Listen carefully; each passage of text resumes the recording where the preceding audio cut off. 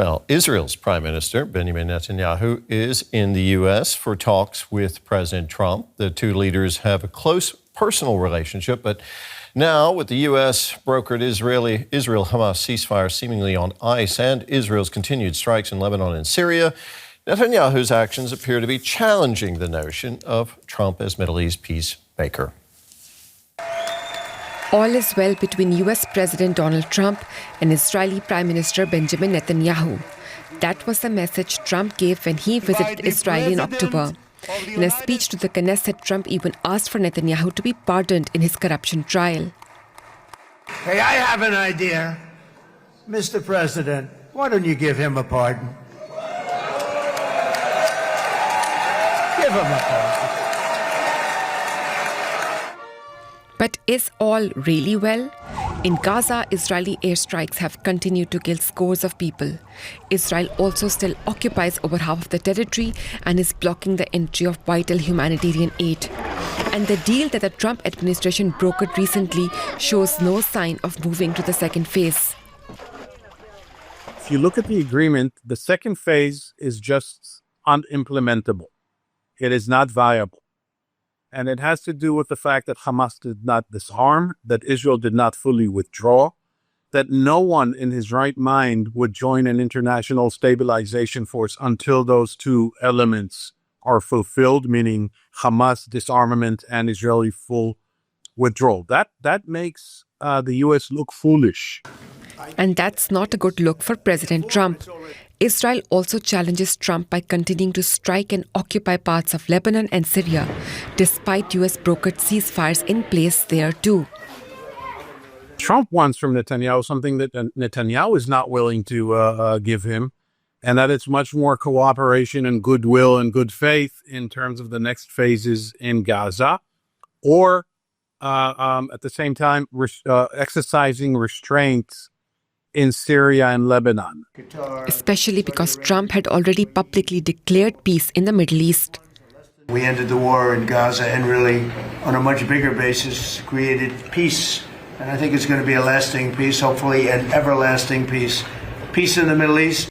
The former Israeli diplomat says Netanyahu is hoping Trump's attention will move to other conflicts. Netanyahu is exactly building or banking, rather, on the notion that he will lose interest. He will move to Ukraine. He will move to Cambodia and Thailand. He will meet with Kim Jong-un of North Korea, not to mention pressing domestic issues in the U.S. And now Netanyahu's visit to the U.S. could be a test for how involved Trump really is in the region. For more on this, we can speak now with Mairav Zonszein. She's a senior analyst with the International Crisis Group and joins us from Tel Aviv. Mairav, do we know what Netanyahu is hoping to get out of this meeting with Trump today? Well, I think, first of all, he wants to make sure that there's no confrontation in the meeting, that it's a friendly meeting, and that he comes out looking like everything is perfectly fine between the U.S. and Israel, which I think will happen. And more substantively, I think he's looking to tell Trump that he needs the status quo to continue, that he needs to keep Israeli military presence in Gaza, but also in Lebanon and Syria, for Israel's security, to maintain its achievements over the last 2 years. And so I think he's going to try to convince Trump to continue what we're seeing on the ground right now. Okay, what we're seeing on the ground right now is just kind of maintaining a status quo in what's been called phase one of the peace plan. As we just heard in our report, there's a lot of skepticism about phase two of this peace agreement. How difficult will negotiations toward that be? Right. So I think that's exactly the point, that Netanyahu doesn't necessarily want to see the next phase happen, because that would require an Israeli withdrawal. At the same time, it would also technically require Hamas to do some kind of decommissioning of weapons. And all these issues remain, without detail and substance on all of the elements that Trump has promised: a board of peace, an ISF, a Palestinian technocratic government. None of them have yet to really come into full formation. So I think the onus is largely on Trump right now to put the pressure on Netanyahu and to try and get things to to move on some level. And I think he has the leverage to do that. But of course, Israel and Trump are aligned on certain issues, on Hamas disarmament, for example. So what is Trump prepared to do, and how are Turkey and Qatar and other interlocutors going to play a role in that, which is something that is, again, kind of a wrench in the Trump-Netanyahu relationship, because Netanyahu has red lines about Turkey and other issues. So the question is, how far is Trump going to go? So what else is on the agenda for this meeting between the U.S. and Israeli leaders? Well, I think Trump will be focused on Gaza because he's put a lot of political capital into the ceasefire and into his bigger regional plan. But I think obviously we've heard a lot in the last few days on Iran, and Netanyahu is going probably to tell Trump that he needs to have some kind of green light or freedom of action in Iran regarding its ballistic missiles specifically, which there are reports that Iran is trying to rebuild its capacities. It is interesting to note that we are just 6 months from the 12-day war between Israel and Iran that the U.S. joined, in which both Trump and Netanyahu spoke about a historic victory and removing existential threats. And here we are 6 months later, those threats have not been removed. And so, as much as Netanyahu will want to get that from Trump, I'm not sure if he will, but we should notice that that's not actually going to remove the threat that Iran poses. More and more military force, I don't think, is going to work.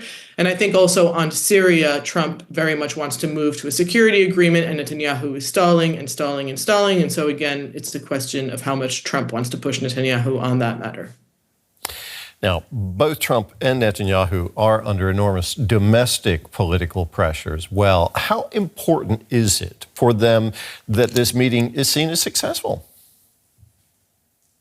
I mean, I think fundamentally Trump and Netanyahu have a good relationship. The people around Trump, no matter how much we hear that they might be frustrated with Netanyahu, they fundamentally, I think, still have alignments in what they want, and they're not going to suddenly rupture that relationship. For Netanyahu, obviously, Trump and the call that he made for Netanyahu's pardon or cancellation of his trial here in Israel is very important to Netanyahu, because he wants to show that Trump is aligned with Netanyahu on his personal court issues here, and that can pave the way to his reelection. I mean, Netanyahu is basically entering an election year, and I think he wants to use Trump as leverage in his domestic political scene. As far as Trump's domestic politics, I'm going to leave that to the American experts. That's not my field. Mairav, thank you very much. That was Mairav Zonszein from the International Crisis Group speaking to us from Tel Aviv. Let's go to Jerusalem now, and we'll bring in DW correspondent Jan-Philipp Scholz. Jan-Philipp, good to see you. So tell us, what are Netanyahu's aims for this meeting, and what are the possible points of friction? Well, Netanyahu will probably try to slow down the whole transition process to phase 2 of the peace plan as much as possible. He will probably argue that the body of the last hostage, Ranguili, has to be handed over first. Ranguili's family will probably also be present in Florida, and he will probably also try to talk about the order of the next steps. He will argue that Hamas has to be completely disarmed before the Israeli troops withdraw in Gaza. So there are a lot of diverging interests between Netanyahu and Trump in this regard. Trump wants to push for speed. He wants to speed up the process because his name is closely connected to the entire peace process, so he is increasingly getting impatient there. Now, we just heard in the report that the second phase of the peace agreement appears to be unimplementable to some observers. So tell us about the difficulties that we may see with negotiations.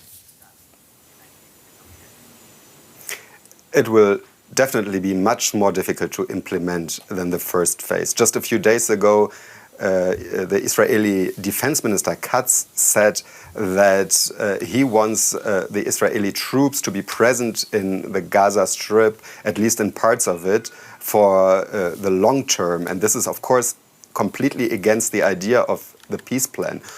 On the other side, the plans to disarm Hamas are really stalling at the moment, and not enough countries are willing to form a stabilization force. So maybe symbolically there can be a declaration that the next steps are taken, that phase 2 will begin, but it will not change much on the ground. Tell us about the other topics that might come up at the meeting.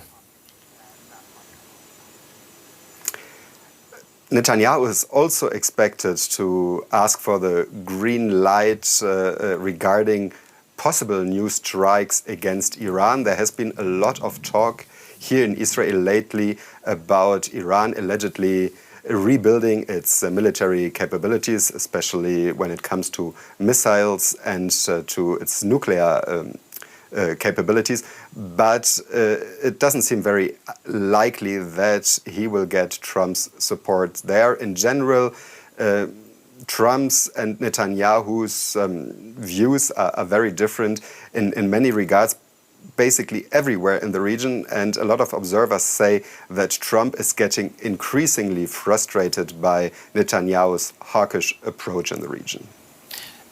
How important is a successful outcome or a successful meeting for Netanyahu? Well, it's very important for both leaders. Netanyahu has been weakened here in Israel lately. There are many reports that close advisors have accepted money from Qatar. This is becoming a big scandal here. So there are elections next year, and Netanyahu is desperately trying to portray himself as the strongman that can defeat Hamas. On the other hand, of course, there's a lot of pressure on Trump as well. A lot of voices in his own party say that they are increasingly frustrated about Israeli policies and that they want more distancing from Netanyahu. All right, great to get that update from you, Jan-Philipp. DW correspondent Jan-Philipp Scholz in Jerusalem. Thank you.